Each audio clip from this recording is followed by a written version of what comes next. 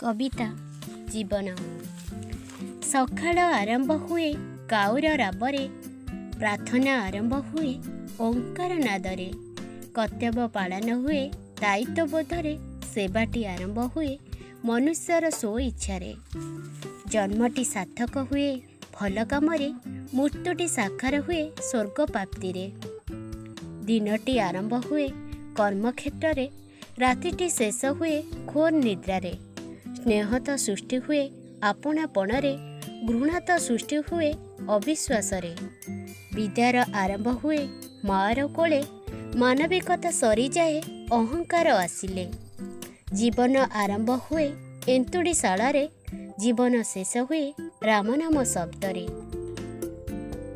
नमस्कार। जदि मो कविता आपण मानक भल लगुଥାଏ ताले मो कविता को लाइक शेयर कमेंट सब्सक्राइब करेंगे।